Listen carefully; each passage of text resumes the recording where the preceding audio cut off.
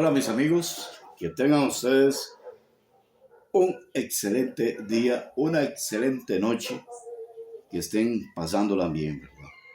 Aquí estamos de nuevo para llevarle a ustedes historias de vivencias de un policía costarricense,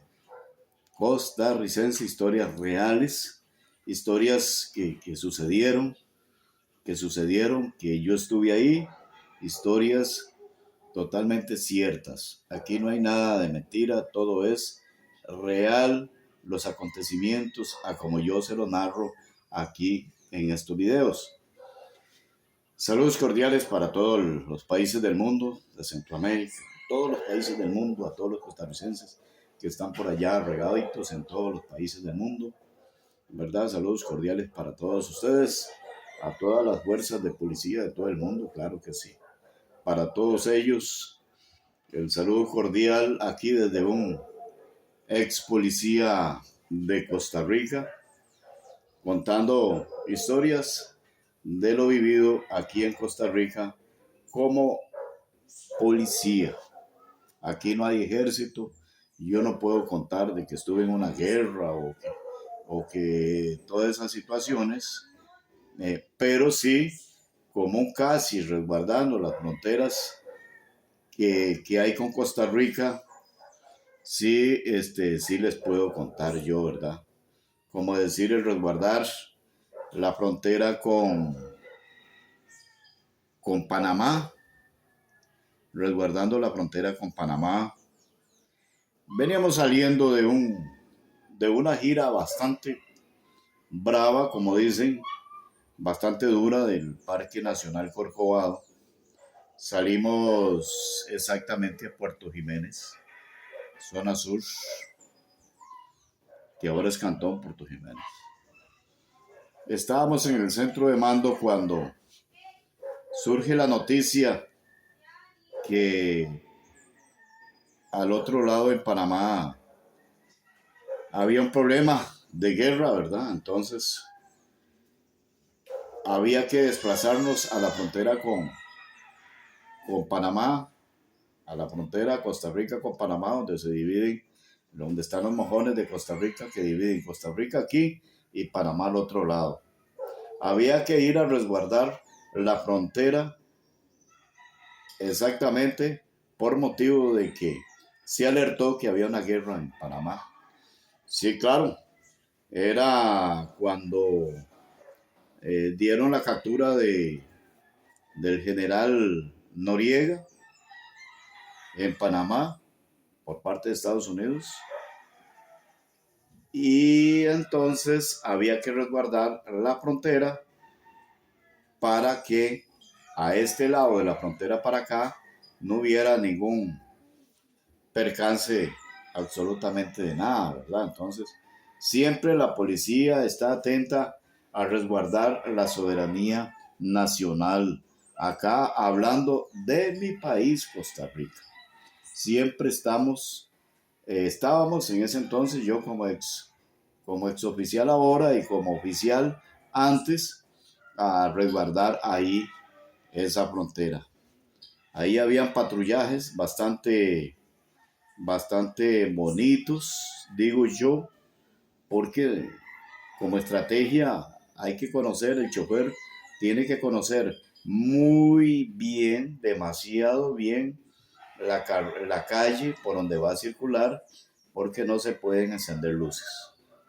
Es peligroso, un blanco, ¿verdad? De largo, ¿verdad? Entonces, no se pueden encender luces, hay un montón de estrategias que se usan, el fumador no puede usar el cigarrillo ahí, no se puede encender un foco, qué sé yo, por el estilo.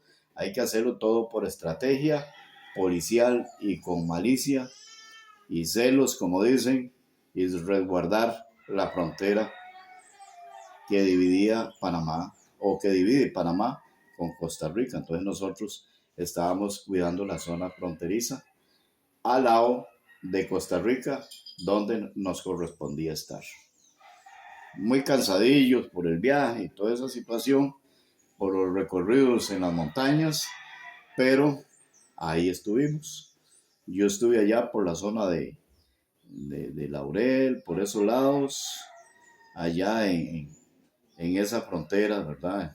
Ahí conocí en la frontera con Panamá, conocí unos puentecitos que había que pasar ahí muy estrecho, pasaba ahí el carro que andaba de patrulla, vehículo, y el chofer tenía que conocer los puentecitos porque si no, no podía prender luces ni nada de eso por el estilo. En esos días había ocurrido ahí unas situaciones de que habían asesinado a un señor al otro lado en Panamá y lo tiraron a este lado a Costa Rica y, y esas situaciones. Ahí yo conocí todos esos lugares donde había que resguardar esa frontera ahí con Laurel, en Laurel, ¿verdad? La frontera con Panamá ahí en ese lugar. Desde ahí, desde esa frontera, siempre estábamos en alerta porque a altas horas de la madrugada siempre se escuchaban algunas ráfagas de ametralladora en alguna parte por ahí y había que estar muy alerta porque nosotros estábamos por ahí cerca resguardando esa línea fronteriza, ¿verdad? Entonces, son cosas que yo pasé y muchos compañeros pasaron. Hoy por hoy algunos ya partieron de este mundo, ya no están con nosotros. Y otros todavía estamos contando el cuento de una forma positiva, de una forma carga, ¿verdad? Como dice uno, ¿verdad? Porque no hay que darle lugar a las cosas de enfermedades ni nada de eso por el estilo, no, no. Nosotros los viejos tenemos que estar siempre alertas en todo y no decaer. Hay que echarle siempre a bonito a la raíz del árbol, ¿verdad? Entonces, por eso es que uno cuenta historias de este tipo y de esta forma para que conozcan todos los que van en crecimiento de estas situaciones. Eso fueron labores que nos correspondían a nosotros de esa forma. Bueno, eso es una partecita. Luego otra partecita de labores policiales. Quiero decirles que yo no presento ningún video en todas estas situaciones. Primero porque antes no teníamos cámaras fotográficas para videos ni nada de esas situaciones. Nosotros no teníamos nada de eso. Entonces no podíamos filmar un video como para verlo conservado y ponerlo a estas alturas. Entonces no podíamos filmar ningún video, ¿verdad? No es como ahora que la tecnología es diferente. Así que voy a ser breve con este comentario en el primer segmento y decirle a todos ustedes que en esos tiempos había mucho precario en las fincas por parte de gente que invadían fincas, ¿verdad? Hablando, digamos, como en caso especial, fincas de reserva indígena, ¿verdad? A mí me tocó en otra ocasión, en un desalojo que se hizo en Paraíso de Cotobruz, de territorio indígena. Hace muchísimos años, le estoy hablando del 83 al 90, no me recuerdo en qué tiempo, pero ahí lo hicimos. Yo creo que fue como en el 80, a fines del 83, 84. Por orden judicial, los jefes tenían una orden de desalojo de todas esas familias que habían invadido esas fincas de territorio indígena y había un desalojo. A mí me tocó que estar ahí. Fueron ocasiones también bastante difíciles. Había que caer donde estaban las familias que invadieron las propiedades. Había que caer a oscuras. No podíamos llegar así como con focos prendidos a amanecer, era. Había que llegar a oscuras, sin conocer el terreno. La orden era a oscuras para que no vieran focos de largo, si es que había alguien levantado o algún centinela por ahí entre la misma gente. Entonces había que precaver todo eso, ¿verdad? Y las jefaturas nos precavían que habíamos que bajar a puro tanteo con un vaquiano, sí, que conocía toda el área, pero todos los que íbamos atrás no sabíamos si había un paredoncito, si había una grada, si había un hueco. Y yo me acuerdo que en ese tiempo, aparte del arma de reglamento, andaba yo en las manos mías 2 valijas de bombas lacrimógenas.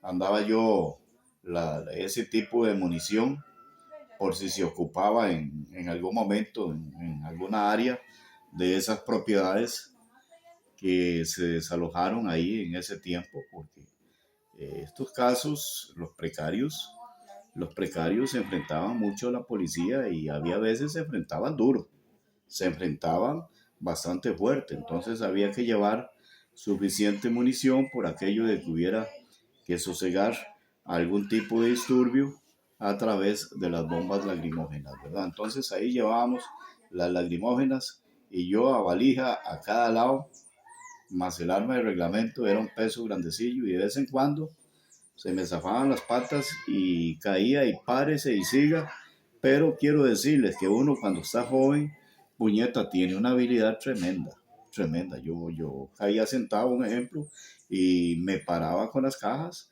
y el arma y el maletín que llevaba yo en la espalda, porque llevábamos cosas en la espalda ahí, porque había que quedarse uno en ese lugar ahí por algunos días, entonces había que llevar ahí sobrevivencia, ¿verdad? Para esos días siempre llevábamos alimentos y siempre llevábamos la cobijita y siempre llevábamos pensando en sobrevivir, ¿verdad? Entonces todo eso era carga.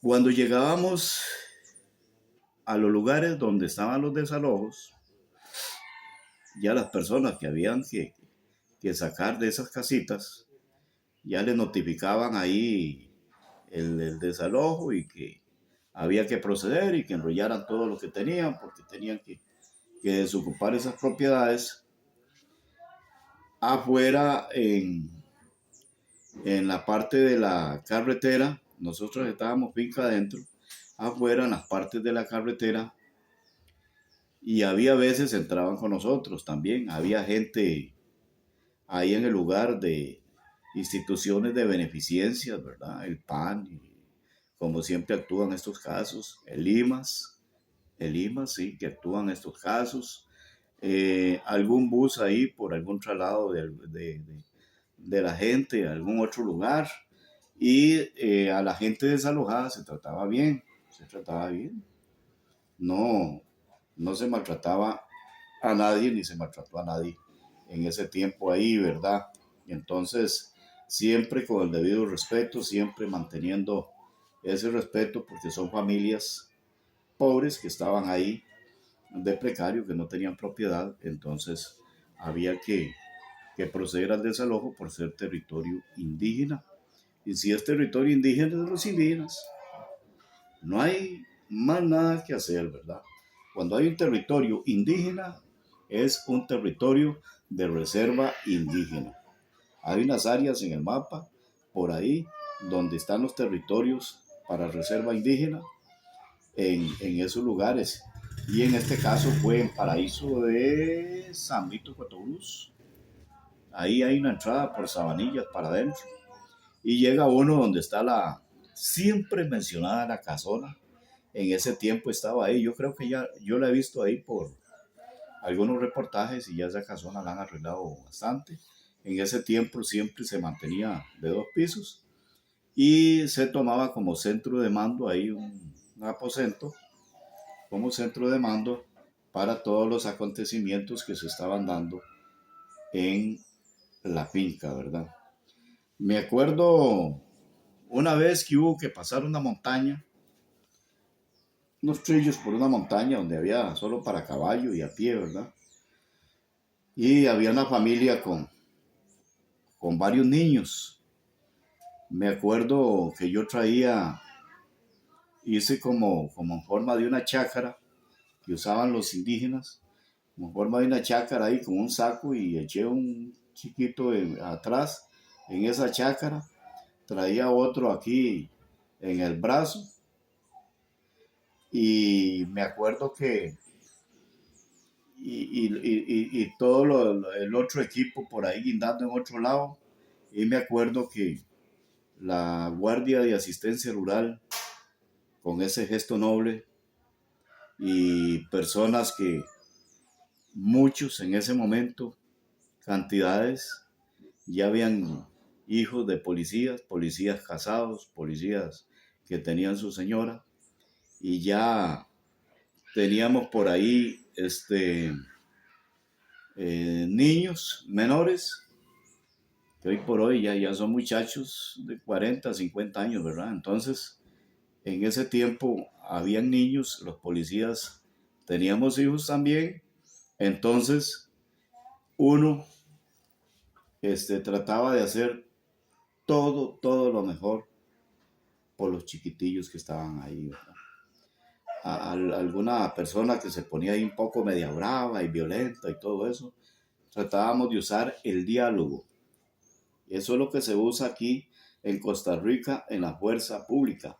Y desde ese entonces, la Guardia de Asistencia Rural, que era yo y mis compañeros, nosotros usábamos el diálogo. Primero, primero que la fuerza, ¿verdad? Usábamos el diálogo. Ya el que no quería hacer caso, que el diálogo, que hay veces se nos venía gente encima, puede usar la fuerza, pero usábamos el diálogo y nos fue muy bien en todos esos desalojos de la reserva indígena de ahí, de ese lugar, quedando la tierra en posición de la gente indígena, que hoy por hoy no volvió a haber ningún tipo de ese tipo de problema. No sé si habrá habido algún tipo de problema ahí de gente blanca que se haya metido ahí en esas reservas otra vez, pero no he escuchado la realidad. Siempre veo reportajes de ellos por ahí y no, yo no he escuchado que haya vuelto a ver esa situación. Eso fue de maravilla, dice uno, cosas que suceden, ¿verdad? Los desalojos eran en ese tiempo, en algunas partes, bastante difíciles, ¿verdad? Bueno, pasando de ahí a otro desalojo que hubo en las alturas de Cotón, de San Vito de Cotobruz, pasando a esa otra historia, yo no estuve ahí,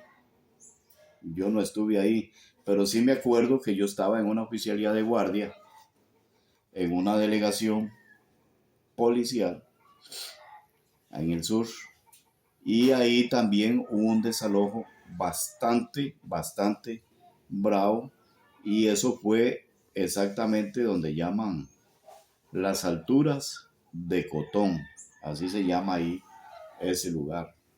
Ahí hubo un desalojo también de personas, no sé, de esa finca, dicen que era de un político aquí de Costa Rica, no voy a mencionar el nombre, y habían gente en esa propiedad y el asunto es que por una orden judicial había que desalojar a toda esa gente, donde muchísimos compañeros, yo no fui, ya le digo, porque yo estaba en un puesto de mando por ahí en el sur, y tenía que operar radiocomunicación y estar dando información al Ministerio de Seguridad Pública, que llamamos Charlie, y había que estar dando información allá de cómo iba la situación. Y ahí sí hubo problema porque ahí sí hubieron agredidos, ¿verdad? Ahí sí, mucho policía fue agredido ahí, la gente se les tiraba encima con machetes de toda clase, ¿verdad? Y la policía, la Guardia de Asistencia Rural, tuvo que usar en algunos momentos la estrategia con las armas de reglamento para legitimar la defensa que tenían ahí con los enfrentamientos con esa gente. A Dios gracias, pues no fue mucho lo que sucedió, pero sí ahí sí hubieron gente herida, ¿verdad? De bala y también de cuchillo, ¿verdad? En esos lugares. Por esa situación que les cuento de ese tipo de desalojo. Raro es que yo no volví a ver expropiaciones de ese tipo, como que no volvieron a ver precarios, al menos aquí, hablando de lo que es la zona sur, que es la que yo más tengo identificada con esa situación, y no volví yo a ver más esa situación. Si se ha dado, ha sido muy en poco, y ha sido bien a través del diálogo, ¿verdad? Con instituciones públicas que han ayudado a las personas que van a desalojar ahí de ese lugar, y siempre interviniendo el PANI, Patronato Nacional de la Infancia, que es el que ve por los menores, y el IMAS, que es el Instituto Mixto de Ayuda Social aquí en Costa Rica, que es el que ve por las ayudas sociales, siempre interviniendo esas instituciones en conjunto con la Guardia de Asistencia Rural, y no faltando nunca en esos eventos la Cruz Roja Costarricense prestando el servicio en caso de alguna situación que se presentara difícil. Siempre la Cruz Roja estaba en esos lugares, ¿verdad? Entonces, uno recuerda todas estas situaciones, al menos en el caso mío, las tengo en mi mente, las tengo en un borrador también ahí anotaditas para que no se me olvidara en estos tiempos. Entonces, ahora la saco de esta forma, gracias a Dios, pues que ahora la tecnología nos da para este tipo de reportajes en las redes sociales, y que quede escrito y que quede en audio físico y audio de voz, para que los que van para arriba escuchen todas estas situaciones, los que están ingresando a la fuerza pública, que escuchen lo difícil que era en esos tiempos, ¿verdad? Que no habían teléfono, no había nada, no habían teléfono, no había absolutamente nada de eso. El teléfono sobre los residenciales que habían en las delegaciones cantonales de la Guardia de Asistencia Rural en ese entonces. Y la Guardia de Asistencia Rural, nosotros en ese entonces, quiero decirle a todos ustedes, mis amigos, que nosotros en ese entonces no pasábamos tan ocupados como ahora en cuanto a los teléfonos. ¿Cuánto a los teléfonos?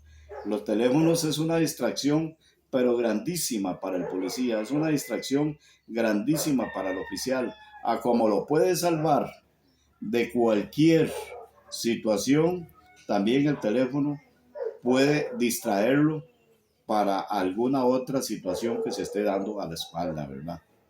Inclusive, puñeta, lo pueden hasta matar a uno y no se da cuenta. Cuando uno se profundiza viendo un mensaje o viendo algún audio que están mandando por allá, sea de la familia, o sea de algún compañero, o sea de algún otro lado, mientras está uno entretenido con esa tecnología ahí, le pueden dar por la espalda, y ya ha pasado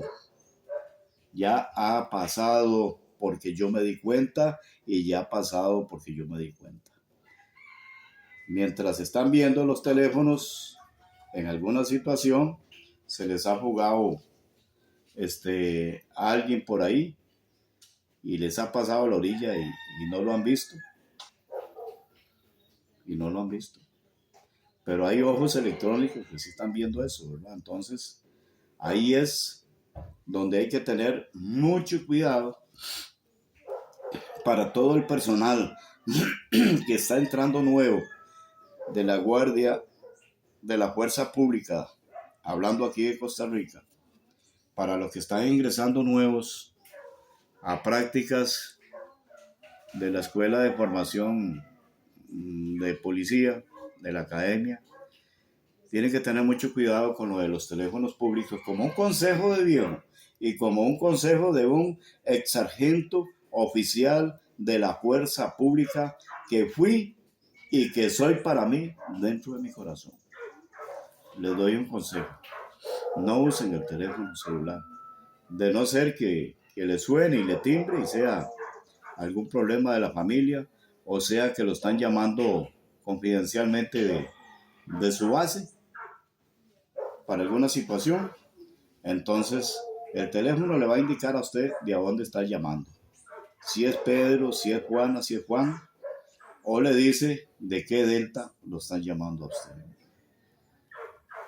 Eso tienen que irse aprendiendo todos los oficiales nuevos que salen a prueba de la Academia Nacional de Policía, a recorridos, a trabajos, que tienen que presentar trabajos todos los días para saber qué ese oficial ha aprendido en la academia los días que estuvo teóricamente y que ahora ya anda en prácticas en la calle, aprendiendo a trabajar y a defenderse como tiene que ser, como un policía, como decimos nosotros, X6, alerta. Así puramente como se lo digo, con mayúscula, ¿verdad? Y sin apellidos. Pero yo he visto en la actualidad casi que el policía viejo, pues, siempre como que tiene su malicia indígena, ¿verdad? Con un rabito del ojo, vea, el teléfono por ahí, pero con el otro rabito del ojo está en todas, ¿verdad? Pero siempre el teléfono distrae. Siempre el teléfono distrae. Yo le digo porque este servidor, yo he visto, y los ojos electrónicos que hay en las ciudades los están viendo, los están mirando, y yo he visto un entretenimiento bastante en algunos oficiales que están en sus rondas, en sus servicios de rutina, de recorridos peatonales, que llamamos nosotros ahí en la policía, lo llamábamos de rutina. Asimismo, en las mismas móviles, y andan viendo el celular. Y la patrulla caminando y andan viendo el celular. Y los oficiales parados ahí y están viendo el celular. Entonces, no es una mentira, porque a mí no me gusta estar sacando fotografías, ni me gusta hacerle daño a nadie, pero sí únicamente como un consejo: no lo haga, no lo haga, no lo haga. ¿Para qué? Por protección de usted mismo, para que llegue feliz y contento de regreso a donde la familia a la hora que entrega el servicio,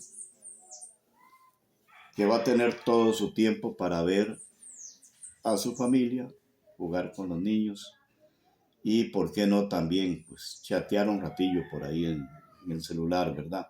Pero no en horas de servicio. Mis amigos, aquí dejo este bloque. En el próximo bloque vamos a seguir hablando de esto mismo. Les agradezco mucho su atención prestada aquí a Vivencias de un Policía. ¿Vieron qué bonito que son estas historias? Son muy bonitas.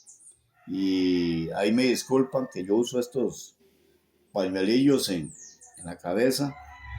Me gusta más usar este tipo de pañuelo que las gorras o los sombreros o cosas así por el estilo. Me gusta usar mucho estos pañuelos. A mí me pueden ver en toda parte y me ven, y siempre ando con un pañuelito aquí amarrado, donde quiera que me vean, donde quiera que esté, ahí ando con el pañuelito amarrado, ¿verdad? Entonces, por eso salgo así y tengo de algunos de diferentes clases y por eso sí me lo pongo siempre cuando ando en algún tipo de actividad y aquí en mi salita de grabación de estos videos.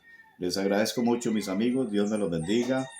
Denle un me gusta, denle el suscribirse. Yo no sé mucho de estas situaciones, no lo sé, pero si ustedes me ayudan, si me ayuda en esto, pues vamos a seguir todavía mucho mejor más adelante. En el próximo segmento vamos a seguir hablando de todo esto.